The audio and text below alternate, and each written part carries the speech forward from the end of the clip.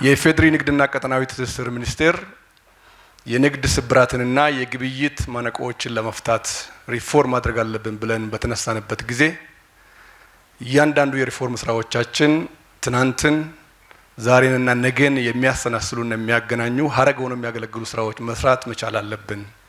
ከትናንት የሚወረስ እዳ ብቻ ሳይሆን ከትናንት የሚቀዳ በረከት አለ። ትናንት የኖሩልንን ጠቃሚ ጉዳዮች ወደ ውጤት መንዝረን ማላቅ ማሻሻል መቻል አለብን ብለን በተነሳንበት አግባብ ከአመራሮች ጋር የተግባባንበት ዋናው ጉዳይ የሚኒስቴር መስሪያ ቤቱና የጥሪ ተቋማትን እሴት የመለየት ስራ ነው ያከናወነው። እሴቶቻችን ከዚህ ፊት እንደተለመደው ማይተገበሩ 10 ምናምን እሴቶች መለቅለቅ ሳይሆን 3 አንኳር ጉዳዮች ላይ የቆሙ እሴቶች ሊኖሩ ይገባል ብለን ነው የለየነው። የመጀመሪያው መሰጠት ነው። መሰጠት ማለት እንዲህ አይነት ያማረ ስራ እንዲህ አይነት ለሚያጓጓ ግቢ በየቦታው ጥራቱን የጠበቀ ነገር ሊሰራ የሚችለው 8 ሰዓት በመስራት አይደለም። ቀንም ሌሊትም የሚተጉ እጆች የሚያስቡ አእምሮች ያስፈልጉናል። ይሄን ለመስራት የኛ ቫልዩ ኮር ቫልዩ መሆን ያለበት መሰጠት ነው። የምናገለግለው ያገኘነውን እድል ሳናባክን በሲዝናችን እየኖርንበት ባለነው ጊዜ እያንዳንዱ አመራር በመሰጠት መንፈስ መስራት አለብን ብለን በሰራናቸው ስራዎች በእያንዳንዱ ዘርፍ ከፍተኛ ውጤት ተመዝግቧል። ዛሬ እናንተ ፊት ለፊት በኩራት መናገር የምችላቸው በኢትዮጵያ የንግድ ታሪክ ውስጥ ሰርቶ ታይቶም ተሰምቶ የማይታወቁ አፈጻጸሞች ተገኝተዋል። ይህንን በመሰጠት መርህ ስራ ላከወናችሁ የዛሬውን ስራ ጨምሮ የጥሪ ተቋማት ዋና ዳይሬክተሮች፣ ምክትል ዋና ዳይሬክተሮች፣ የማኔጅመንት ኮሚቴ አባላት፣ የሚኒስቴር መስሪያ ቤቱ ሚኒስትር ዴኤታዎች ክብር ይገባቸዋልና አንድ ጊዜ አመስግኑልኝ።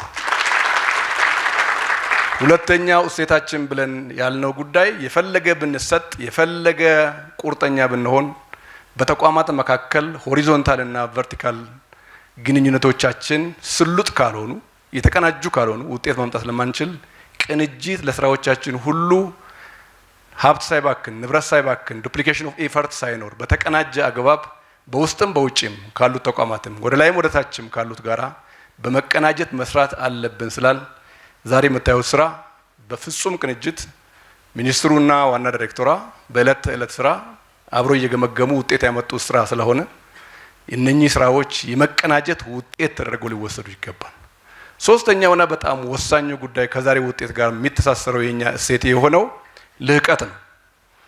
ልህቀት ያራገጥን ካልሄድን የሆነ ለዛሬም ብቻ እያስተዋልን የምንሄድ ከሆነ ውጤት ልናመጣ አንችልም። ልህቀት የስራዎቻችን ሁሉ ማሳያ መሆን መቻል አለበት። በተለይ በዲጂታል 2030 ስትራቴጂ ባስቀመጥነው አግባብ ግልጋሎቶቻችን ለህዝብ የምንሰጠው በላቀ አፈጻጸም መሆን መቻል አለበት ብለን ሰርተን እነሆ አንዳንድ ግልጋሎቶቻችን ዲጂታል ከሆኑ የቆዩ ቢሆኑም አብዛኞቹ የሚኒስቴር መስሪያ ቤትና ጥሪ ተቋማት አገልግሎቶች ወደ ዲጂታል የተቀየሩት በዚህ ዓመት በ6-7 ወራት ጊዜ ውስጥ በአሁኑ ጊዜ ከ46 በላይ አገልግሎቶች በሚኒስቴር መስሪያ ቤቱና በጥሪ ተቋማት ደረጃ ወደ ዲጂታል ተቀይረዋል። ካሉን ግልጋሎቶች ሁሉ 75% እና ከዛ በላይ በሞባይል አፕ ግልጋሎት መስጠት ጀምረናል። ፍሮንት ላይን ሰርቪስ ይሄ የልህቀት ዋነኛው መገለጫ ነው። ስለ ዲጂታል ብንፎክር ውጤት ማምጣት አንችልም። ስለ ዲጂታል በመስራትና ወደ ውጤት መቀየር ብቻ ነው። ዛሬ በኢትዮጵያ ደረጃዎች ኢንስቲትዩት ወደ ውጤት የተቀየሩ የደረጃ ምልክት ሽያጭ መተግበሪያ አፕሊኬሽኖች ጨምሮ የተሰሩ ስራዎች በሁሉም ተቋሞቻችን በ6 ጥሪ ተቋማትና በዋና መስሪያ ቤት ብትሄዱ ከዲጂታል ጋር የመላመድ ዲጂታል ኢትዮጵያን በተግባር የማጽናት ስራዎች ተከናውነዋልና በመሰጠት በመቀናጀትና በኋላም በልህቀት በማራገጥ የተከናወኑ ስራዎች ተደርገው ስለሚወሰዱ ኦቨርኦል እንዲህ አይነት ስራዎች ሲሰሩ ብዙ ልፋት ብዙ ድካም ነበራቸው። ነገር ግን በመሰጠት እንሰራለን ካል ህመም ትዝ አይለንም፣ ድካም ትዝ አይለንም። በመስራት መከወን አለብን ብለን እግዚአብሔርም አግዞን በእኛ ጥረት ብቻ ሳይሆን ለዚህ ውጤት በቅተናልና እንኳን ደስ ያላችሁ ማለት ፈልጋለሁ። የሶስቱ እሴቶቻችን ስራ ውጤት አሁን ያልኩት ብቻ ላይ የሚገለጽ አይደለም። ኢትዮጵያ ቅድም በተደጋጋሚ ሲገለጽ እንደነበረው በተለያዩ ተናጋሪዎች የወጪ ንግድ ገቢ ግኝቷን ለማሳደግ የሆም ግሮን ኢኮኖሚክ ሪፎርም 1 እና 2 ዲዛይን አድርጋ ወደ ስራ ከገባችበት በኋላ የንግድ ማነቆችን ጠራርጎ በማስወገድ ትልቅ ምርታ ውጤት ተገኝተዋል።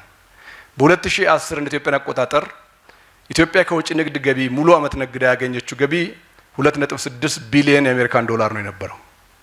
ባለፉት 7 እና 8 አመታት አበክረን በመሰጠት በመቀናጀት እና በልህቀት በሰራነው ስራ ባለፉት 10 ወራት ብቻ በዘንድሮ አመት 8 ቢሊዮን 713 ሚሊዮን አሜሪካን ዶላር ገቢ መገኘት ተችሏል። የ2010 ዓመታዊ አፈጻጸምን በ10 ወር ጊዜ ከ300% በላይ ማላቅ ተችሏል። ልቀት ማለት ይሄ ነው። በዚህ መልክ ሲሰራ ነው ሀገር ሊያድግ የሚችለው። ትናንት ያልሰራናቸው ስራዎች የኛን የንግድና የኢንቨስትመንት ከባቢ ወጥረን ዘግተን ሀገራችን ከዓለም ማግኘት የሚገባትን ትሩፋት እንዳታገኝ ከልክለን ስናበቃ የትናንትናውን ስብራቶች መጠገን የሚያስችሉ ሰፋፊ ስራዎች በመከናወን ላይ ይገኛሉ። ይህ አፈጻጸም ምን ማለት ነው? 8 ቢሊዮን 713 ሚሊዮን ዶላር ገቢ መገኘት ማለት ይሄ የኢትዮጵያ ልክ ነው? ልክ አይደለም። ከነበረው አንፃር በጣም ርቀን መጥተናል። ከኢትዮጵያ ልክ አንፃር ገና ይቀረናል። ይሄን ለመስራት ዛሬ እያስመረቅን ያለናቸው ፋሲሊቲዎችና ደረጃን ማዕከል አድርገን የምንሰራቸው የጥራት ቁጥጥር ስራዎች ለኢትዮጵያ ውጭ ንግድ ገቢ መገኘት ትልቅ አበርክቶና አስተዋጽኦ አድርገዋል። ጥራት ሳይረጋገጥ ከውጭ ዓለም ጋር መነገድ አንችልም። የጥራት ማረጋገጥ ጠቃሚ የሆኑ ለአሁንና ለነገ ኢኮኖሚያችን የሚፈይዱ ደረጃዎች እየተለዩ በደረጃዎች ቦርድ እየጸደቁ ባይመሩ ኖሮ ይህ ውጤት በሆነ ተቋም በሆነ አካል ብቻ የሆነ አሰራር ብቻ በመቀየር የተገኘ አይደለም። ሙሉ የሆነ እይታ ይፈልጋል። ሙሉ የሆነ ነገር ቀይረን ያመጣነው ውጤት ነውና ከውጭ ንግድ ገቢ አፈጻጸም ከገቢ ንግድም ጭምር አንፃር ወደ ሀገር የምናስገባቸው የገቢ ምርቶች ከጊዜ ወደ ጊዜ መጠናቸው እየጨመረ ነው ያለው። ሀገራችን የተበላሹ እቃዎች ማጠራቀሚያ እንዳትሆን በገቢና ወጪ ምርቶች ቁጥጥር ያለሰለሰ ጥረት በማድረግ መከላከያ የሀገር ሉዓላዊነት እንደሚያስከብር ሁሉ ሀገራችን የሸቀጥ ኤክስፓየር ያደረገ ምርቶች እና ደረጃውን ያልጠበቀ ምርቶች ማከማቻ እንዳትሆን ሚኒስቴር መስሪያ ቤቱ ከጥሬ ተቋማት ጋር አበክሮ መስራቱ ከፍተኛ ውጤት ተገኝቷል። ይሄን አልቀን የምናስቀጥል ይሆናል። ሁለተኛው ጉዳይ ኢትዮጵያ ተዘግታ ቆይታለች፣ አሁን ልትከፈት ነው ከተባለ አንዱና መሰረታዊ ጉዳይ የአፍሪካ ነጻ ንግድ ቀጠና ትግበራን በተመለከተ ነው። የአፍሪካ ነጻ ንግድ ቀጠና እነሆ ጥቅምት ወር ስራ ካስጀመርን ወዲህ በከፍተኛ ሁኔታ ንግድ በማሳለጥ ላይ እንገኛለን። ይህ በአፍሪካ ደረጃ የምናደርገው ንግድ ቀድመን የስታንዳርድ ሃርሞናይዜሽን ስራ ባንሰራ ኖሮ የስታንዳርድ ማስማማት ስራ ባናከናውን ኖሮ ከማንም ሀገር ጋር መነገድ አንችልም። አንድ ስራ የአንድ ጉዳይ ብቻ ውጤት አይደለም። ስታንዳርድ የራሱ አስተዋጽኦ አለው። ምርት ማምረት የራሱ አስተዋጽኦ አለው። ጥራት ማስጠበቅና መፈተሽ ሌላ አስተዋጽኦ አለው። ሁሉንም ቅድም ባልኩት ሁለተኛው እሴታችን አቀናይተን በመስራታችን የተገኘ ውጤት ነው። የዓለም ንግድ ድርጅት ድርድር እነሆ ከተጀመረ ወሬው 23 ዓመት ሆኗል። ያኔ እኔ ሃይ ስኩል ተማሪ ነበርኩኝ። ዛሬ በ23 ዓመት ውጤት ምን መጣ ሲባል ምልልስ ነው የነበረው። ከአንድ ዓመት ወዲህ ባደረግነው ያለሰለሰ ጥረት በዓለም የንግድ ድርጅት ድርድር ተሰምቶም ታይቶም በማይታወቅ ደረጃ ኢትዮጵያ 3 የስራ ላይ ቡድን ስብሰባዎችን በተሳካ መልኩ አከናውና የአባል ሀገራትን ቀልብ መሳብ የቻለችበትና የዓለም ንግድ ድርጅት በር ላይ የደረሰችበት ጊዜ ላይ ደርሰናል። እንኳን ደስ ያላችሁ ማለት ፈልጋለሁ። ይህ ስራ በጣም አታካች ከፍተኛ ጥረት እና ድካም የጠየቀ ስራ ነው። የኢትዮጵያ የዓለም ንግድ ድርጅት ድርድር ረቂቅ የስራ ላይ ቡድን ሪፖርት በአሁኑ ጊዜ ከ400 ገጽ ይልቃል። 780 የሚጠጉ አንቀጾች አሉት። እነኚህ ሁሉ አንቀጽ አውቆ ከ1300 በላይ ጥያቄ ለጠየቅነው ጥያቄዎች ምላሽ አበጅቶ የዓለም ንግድ ድርጅት ድርድርን ኢንቴንሲቭ በሆነ መልኩ ተደራድሮ ውጤት ማምጣት እግዚአብሔር ሲባርክ ብቻ የሚገኝ አልፎ አልፎ የሚገኝ ውጤት ነው። ባለፈው ካሜሩን በተደረገው 14ኛው የዓለም ንግድ ሚኒስትሮች ስብሰባ ላይ ዋና ዳይሬክተሯ የኢትዮጵያን አክሴሽን ሲገልጹ በዓለም ፈጣኑ ድርድር ብለዋለችና ይህን አልቀን የምናስቀጥል ይሆናል። የዓለም ንግድ ድርጅት ድርድር በውስጡ ከያዛቸው ዋና ዋና ቁም ነገሮች መካከል ጥራትን ማዕከል ያደረጉ ጉዳዮች ይገኙበታል። ስታንዳርድ ሃርሞናይዝ ማድረግ፣ አሰራር ስርዓትን ከዓለም ንግድ ጋር የማስማማት ስራዎች አሉበት። እነኚህ ስራዎች ተቋሞቻችን በውስጥ ተባብረው ተቀናይተው መስራታቸው ደረታችንን ነፍተን ኢትዮጵያ እንዲህ ነች ማለት የቻልንበት ስለሆነ እንዲህ አይነት መሰል ውጤቶች የሚያስገኙት ጠቀሜታ እጅግ የላቀ ነው። ዛሬ የምናስመረቃቸው ፋሲሊቲዎች ከፋሲሊቲ በላይ ትርጉም ያላቸው ናቸው። ዝም ብሎ ህንፃ፣ ዝም ብሎ ካፍቴሪያ አይደለም እያስመረቅን ያለ ነው። የኢትዮጵያ ደረጃዎች ኢንስቲትዩት ደረጃ ማዘጋጀት ብቻ አይደለም ተልዕኮ። የወጡ ደረጃዎችን የቴክኒክ ድጋፍ የመስጠት ስልጠና የመስጠት የማብቃት ስራዎች ያስፈልጋሉ። ይሄን ከግለሰብ ሆቴል ጋር እንችለውን በዛ ነው መልኩ። ስለዚህ እዚህ ከ40 በላይ ማደሪያ ክፍሎች አዘጋጅተን ማሳጅ ለሚፈልግ ማሳጅ ክፍሎች አዘጋጅተን ጸጉር ቤት የወንድና የሴት አዘጋጅተን ብዙ አዳራሾችና ሲንዲኬት ሩሞች አዘጋጅተን ካፍቴሪያ አንድ አይደለም 3 ሰርተን ታች ላይ ያለው ግራውንድ ላይ እንደጎበኛችሁ ዘ ኤክሰለንስ የሚባለው ከተማ ውስጥ የታወቀ ብራንድ ነው እዚህ ያመጣ ነው። ሁለተኛ ፍሎር ላይ የደረጃዎች ሬስቶራንት ብለን የከፈት ነው በምንም መስፈርት ከ5 ኮከብ ሆቴሎች የሚያንስ አይደለም። ሶስተኛ ፍሎር ላይ ደግሞ ከዋናው ቦሌ መንገድ ጋላ የሚገናኘውና ማታ ላይ ነፋሻማ አየር እየተናፈሱ ለመዝናናትም ለሰልጣኞች ምቹ የሥራ አካባቢ ለመፍጠር የሚያግዘው የአብሮነት ካፍቴሪያ ትልቅ ትርጉም የሚሰጣቸው ስራዎች በጣም በጥራት ስታንዳርዱን በጠበቀ መልኩ ብዙዎቹ ምርቶች ከውጭም ጭምር እያስመጣን አሟልተን ዛሬ ለመረቃ አብቅተናል። ይህ ዛሬ የምንሰባሰብበት አዳራሽ 40 ዓመታት አካባቢ ያስቆጠሩ ናቸው። ትናንት ውስጥ በረከት አለ። ትናንት ውስጥ የተሰሩ ስራዎች አሉ። በዛ ጊዜ የተሰራው አዳራሽ ወድቆ ተፈረካክሶ ሊወድቅ ጫፍ ሲደርስ ነው ያዳን ነው። ነገር ግን አልቀን ጨምረንበት በአማረ መልኩ በዚህ ደረጃ የምናስመርቀው አዳራሽ በምን መስፈርት የትም ካሉ አዳራሾች የተሻለ ፋሲሊቲ የተገጠመለት አዳራሽ ሆኖ ተጠናቋል። ስሙንም የጥራት አዳራሽ ብለናል። አይመጥንም?